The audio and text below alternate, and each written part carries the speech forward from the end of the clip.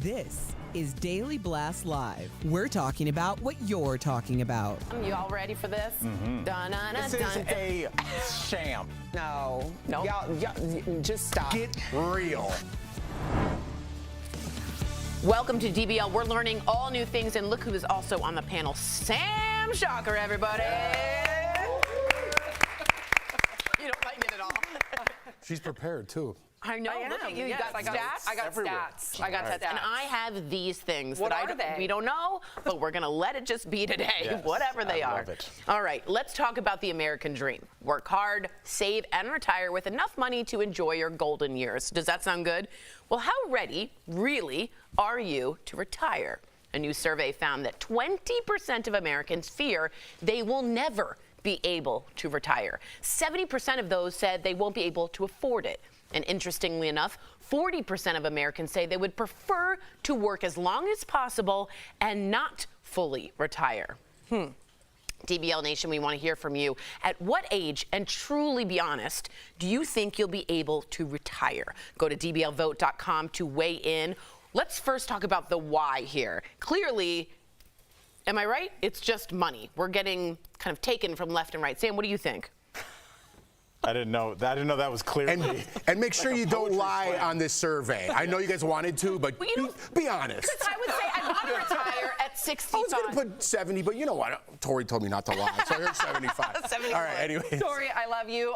Listen, believe it or not, we're all in the same boat. I know a lot of people look at us because we're on television, we make all this money. Exactly. That's actually not true. Dude. And we also are nervous about our retirement. I don't know when I'm going to be able to retire. I just said in our morning meeting, I'm going to be broadcasting at 75, and then Jeff said, probably not going to happen considering the ageism in this industry. But you will look beautiful at 75. I don't know, but that's okay. Yep. Whatever. Thank you, Tori. But let me talk about the pure numbers, which is really alarming because I think a lot of Americans, according to statistics, they believe that all you need is $233,000 in order to retire, have that in their bank account. Now, if you retire in your 50s, you need to have $1.5 million. First of all, I don't know anybody in this day and age retiring in their 50s. It's just not possible. Right. And having $1.5 million tucked away when we're in a gig economy living paycheck to paycheck. Now, if you want to retire, which is more realistic in your 60s and 70s, that number drops to $950,000. Still a lot of excess amount of money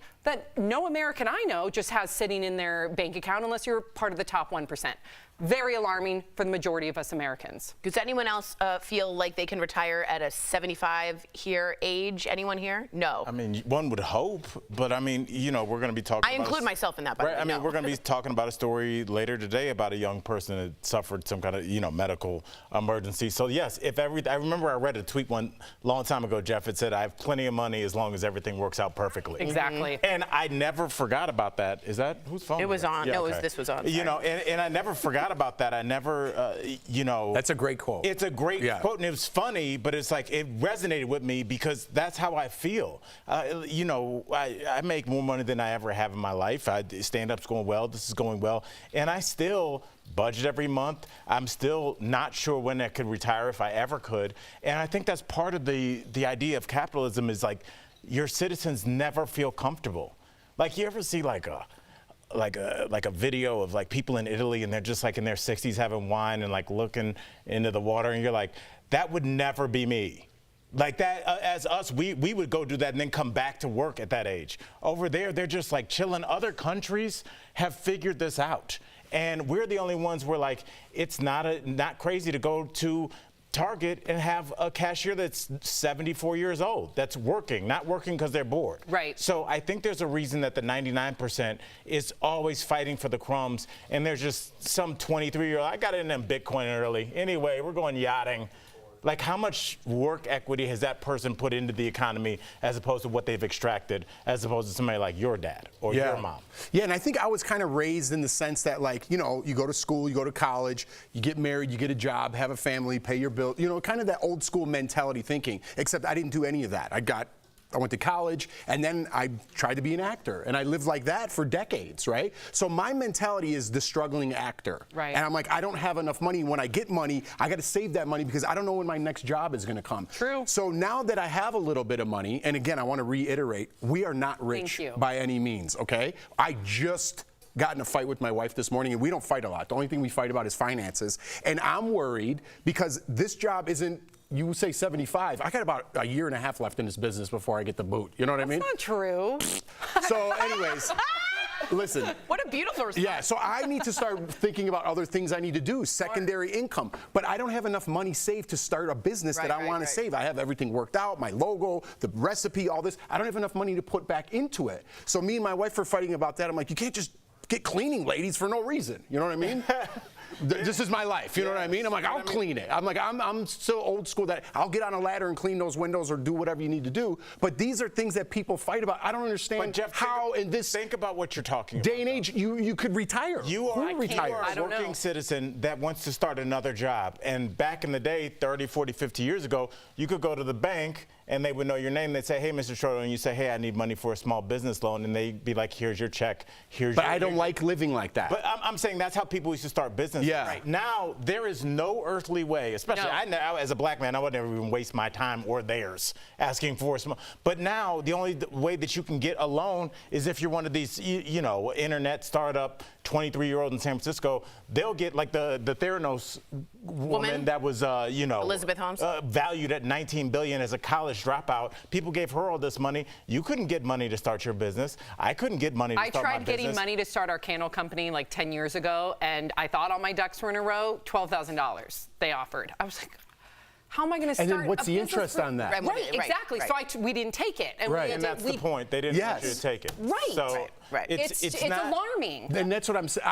I'm not saying I don't like the loan aspect of a bank and things like that to get your career started. I mean, that's the American dream, right? I don't like living in debt. And I think a lot of Americans live in debt where a lot of that anger you see online comes out. Because when I had no money, I was like a cornered animal. Correct. I would snap all the time and be mad because I was frustrated with myself, not the world around me, myself, because I wasn't doing what I wanted to do. And I think a lot of people feel that. I agree. They don't think so. They open that mail, they see how much they're in debt, And they see how much the bank is getting in interest, and they're frustrated. So they want to point their fingers elsewhere or let their whatever they're angry about online at other people when really you have to look at yourself. And it's hard. It's hard really to get ahead. And really, it's a lack of dignity, too. You feel a sense of indignified that you can't do anything. And You're men feel trapped. that more than women. Absolutely. I mean, just speaking with a broad brush, I mean, men definitely. I'd agree with that. Yeah, and I think that's tough, too, because you have a lot of men out there who, you know, may or may not be acting out because they feel like that they are not being able to provide for their family Societal like their pressure. dads were, their grandfathers were.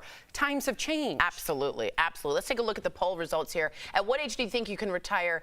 55% of you said 65, 6% of you said 75, 19% of you said 70, and 19% of you said never. Were they being honest? Yeah, I hope you guys were honest. If not, you guys are wrong. Coming up on DBL, the most honest guy in Hollywood, our interview with Mario Lopez. He's telling us all about this really cool Oscar de la Hoya documentary he helped produce. They've been friends for years. Plus, we have the shocking news as LeBron James's son suffers a cardiac arrest during a basketball workout. We will tell you all about his future coming up. Stay tuned. DBL, this show is amazing. There's a lot going on down here. I would have been part of the Mile High Club. Yeah. So on point. But I'm going to have a conversation about what's happening now. Yeah, not A1. We have some stats from the statistician in the cute dress on the end. I did horrible in statistics. I couldn't even take stats. When I remember getting like a D+, my only D at UCLA. My grandfather got 2 PhDs in statistics. Are at you 15. joking? Yeah. Your grandfather or father? My grandfather. No, your grandfather. Marcella's husband. Marcella's on my arm, her 2 husband. PhDs? They met, they're the exact same age, born on the exact same day, same hospital, and he was teaching the class that he met her in. They're the exact same age, except he was a professor. Unbelievable. Wow. So Yeah. he just was accelerated. I by could Yes, not Tori, you understand picked that up. statistics for the life of me. What's I that? could not. Because as a swimmer, you know, you get counselors and stuff. It did not. I did realize as I said that was dumb. I did realize. So he was good at math? So he was good I at math. remember seeing he used to have yellow notepads all around their house, and like these crazy like Like Goodwill John Nash Hunting kind of thing? Yeah, but I just but I always like looked. I was just like, what is this scribble? Yeah, you know John Nash, the guy from Yeah, The Beautiful Mind. Was he on Nash Bridges? Yeah, The Beautiful I Mind don't guy. really even. I've never taken a statistics. I do couldn't. love that movie. I took one my senior year in high school, and it didn't make What did sense. it? What did it focus on? It's like all about probability. I essentially. can't. It's like chance. Like to me, that's what I got. I'm now a cosmetologist, so don't quote me on that. But my dad grew up and wanted to be an actuary, which gives you the statistics about all things and probabilities, and gives you risk insurance type of thing. But guess what? When he's talking about it, I hear hurrah, hurrah, Yeah, but I bet hurrah. you if you got somebody interesting to talk about it, but just like the probability of like if you're in a grocery store, somebody's slipping in the produce I can't. aisle, I'm like no figuring out that interest. that's kind of interesting. If you apply it to real life. My dad thinks it's fascinating. Like if you open up a water park, like how many people do you expect to get hurt? Even a sidewalk, is versus, there going to like, be a curb your problem? insurance? Right. I like the connection starting.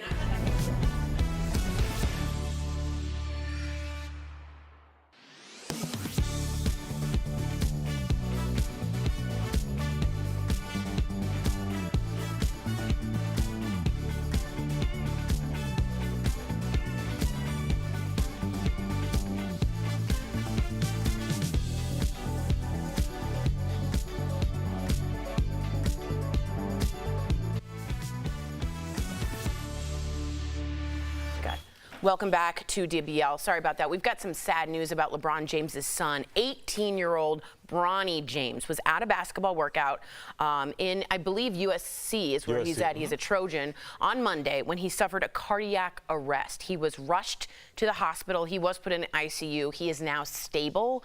Bronny is a rising basketball star and recently committed to the Trojans. And his father, LeBron James, has talked about wanting to actually play with his son in the NBA one day. First of all, what did you think of this news? And also, did we think LeBron stayed this past year so that he would be able to play with maybe Bronny when he came up the next year? I want to go to Al first, but I just want to pick your brain. I don't know if the audience is going to get this, but who was the first thing when you heard the story? What was the first name that popped in your mind? Glenn Bias. Glenn Bias. Honestly, Reggie Lewis. I'm taking it way back though. I was going to say Hank Gathers. Hank Gathers. Do you remember I was that? watching that Who game. is that? Who is that? Tell our audience. Hank Gathers is a player. He played for Loyola Marymount, and he collapsed on the court and died. He was just. He died? Yes, he was going to be a number one During a game. Like it was on ESPN too. Yeah. This is back when like you could only see those weird schools like late at night, and I remember watching it and then like not understanding what happened. But yeah, I mean, Jeff, you played college sports. Did you ever see anything like this? Like, Were you No. warned about this? And- Because we see with athletes. And I want to make it clear, I don't want to jump to conclusions on what cardiac arrest is or what Right, happened. Hank Gathers had a heart murmur, I believe it was. I'm not saying this is anything. What I'm saying is it's scary Right. and it's memorable. And this guy is like the next coming, Right. The next. So this is. I don't want to jump to any conclusions if this is the end or if you need something else, but this is very scary. The good news is he's in stable condition. He's out of the ICU. Yep. You and I know when you get placed in the ICU, that's a very touch and go situation. You don't know if that person will survive. Correct. He's been stepped down to a different floor. Great sign. As far as heart attacks in teenagers go, they're extremely rare. Less than 10% of heart attacks are attributed to people that are younger. So yes, if there's a heart murmur, we're just speculating, whatever it may be, hopefully now they can figure out why it happened and they can prevent it going forward so we can see his career in the NBA. Right. I would wonder if. Let's hope. Let's hope, too. I wonder, and I would just ask this, if we all remember DeMar Hamlin, who was on the football field and had the absolutely. cardiac arrest and was saved by the training team. Let's just give them a shout out. If you were DeMar, would you reach out to the James and say, this is going to be, how did I go through that and come back? Or at least, how do you navigate that if you were DeMar Hamlin? Only because this has got to be absolutely the dark for LeBron and his family. They don't know anything. It's your worst nightmare. Yeah. It's your worst nightmare. I told you guys this past weekend I was in LA and I drove past the spot that a friend of mine's son had an accident, and I had a reaction, because I've watched this kid grow up. And so, the COVID people are going to come out of the woodwork and this is your son, and you turn the internet off and you just pray that I don't care about basketball. To hell with that. This is your baby boy that you brought home from the hospital, you and your wife, and, you know, the culmination of all your dreams. And I'm just glad he's here. Me too. If he can't pick up a basketball again to entertain us, I could care less. I want this kid Although around. he loves it more than anything, I hope to Yes. God he can still play. Yes, Yeah. of And they course, find the of culprit, course. and But they I'd find rather out. him be here to find Yep. other things he likes Amen. to do. And amen to the rapid response to get him Yes, okay. That is again, the training. We the never. training. I always say I'm fine. Everybody throwing it up to God and all that. Yeah. But no one ever talks about the people on the field Exactly. that are doing CPR. Those people They want an count ST too. because of that. Absolutely. We'll be right back.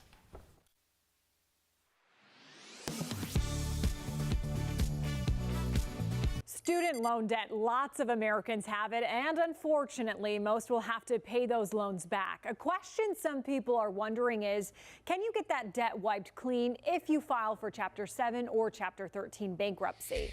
Our sources are attorney Kimberly Sheik at the Sheik Law Office and studentaid.gov.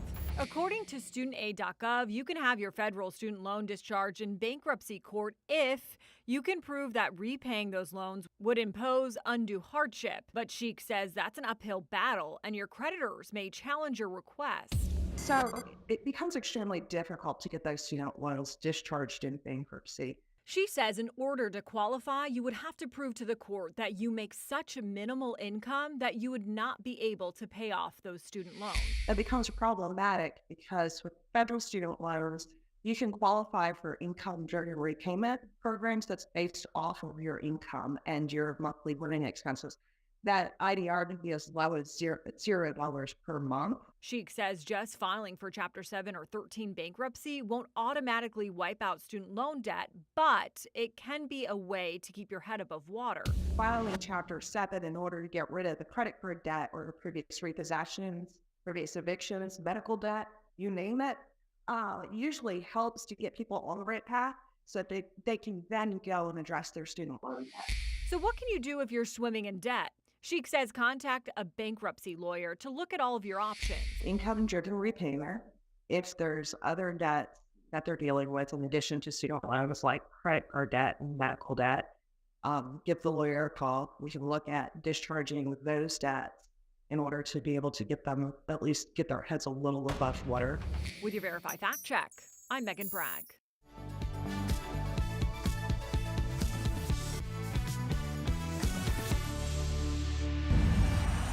The world fell in love with my story. But it was a lie. The pride of East LA, the Golden Boy.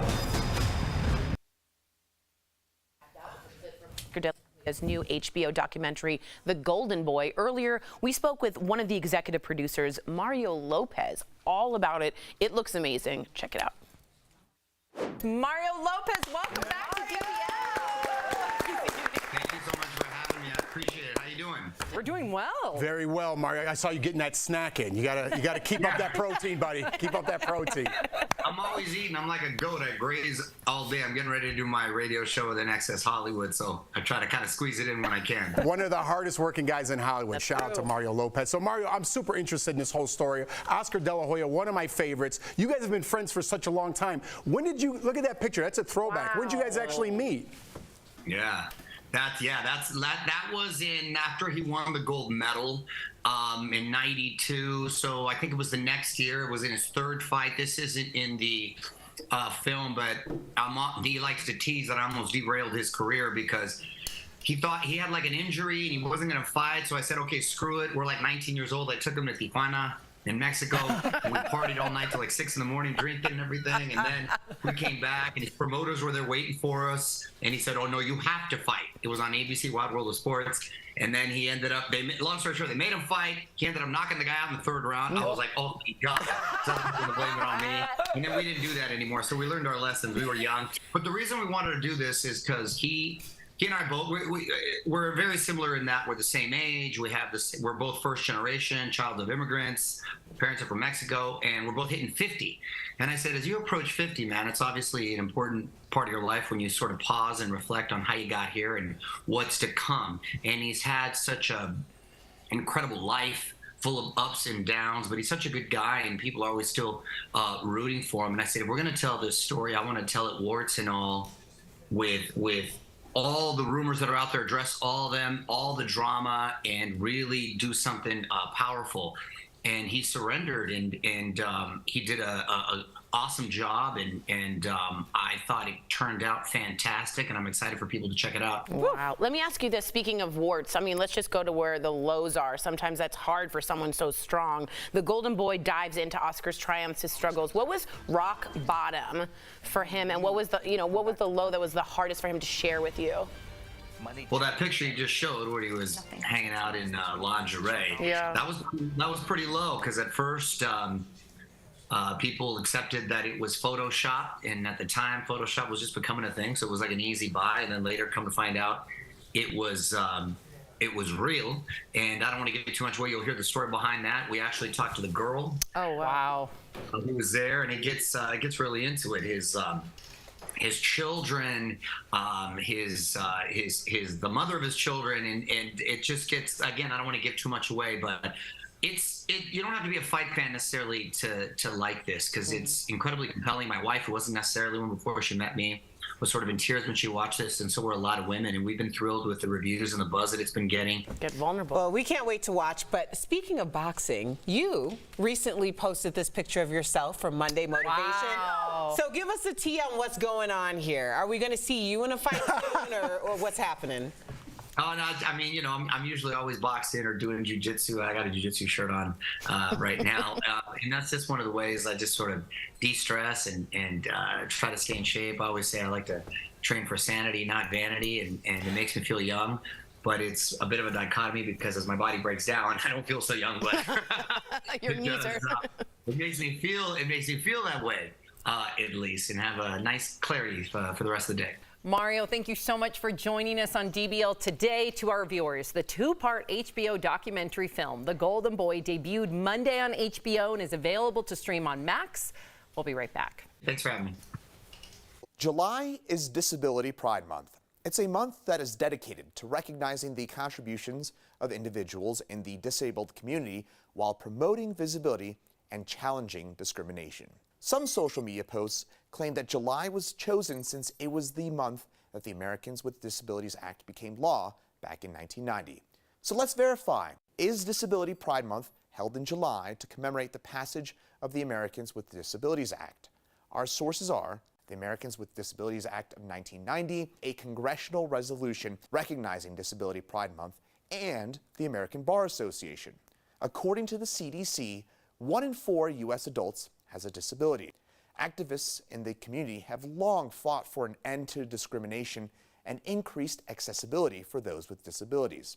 In July of 1990, then President George H.W. Bush signed the Americans with Disabilities Act into law, marking a significant step forward for disabled people. The landmark civil rights law prohibits discrimination on the basis of disability, setting requirements that ensure that people with disabilities have equal access to employment, state and local government services, and other aspects of everyday life. Later that year, the first Disability Pride Day was held in Boston. In the years that followed, unofficial Disability Pride events and parades were held in cities across the country, and many of those took place in July to mark the significance of the ADA. But our sources say the first official Disability Pride Month celebration was held in July of 2015 in New York City, when then Mayor Bill de Blasio designated July Disability Pride Month to celebrate the 25th anniversary of the ADA. So, it's true. Disability Pride Month is held in July to commemorate the passage of the Americans with Disabilities Act. In June, the National Oceanic and Atmospheric Administration announced El Niño emerged in the Pacific Ocean and forecast it will stick around through the winter. Some people on social media say this means higher temperatures and more extreme weather. So, is that true? We're verifying some of your questions about El Niño using these sources. First up, what is an El Niño? El Niño is a variation of normal weather patterns. Typically, trade winds blow west across the Pacific Ocean, which moves warm water from South America to Asia. During El Niño, the winds weaken or even reverse, causing warm water to stall or get pushed back east.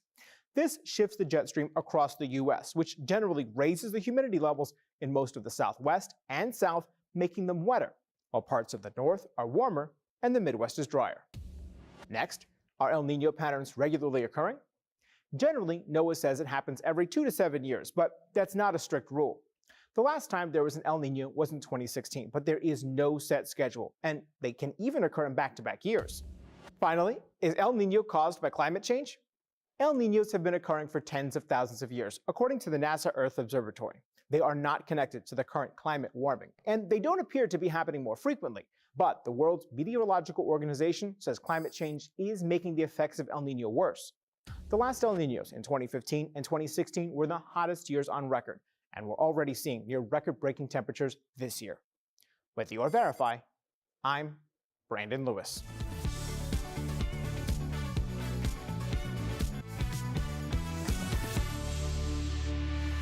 Welcome back. You got your shopping shoes on? Good, because we got some great products from our friends at Morning Save. Check them out.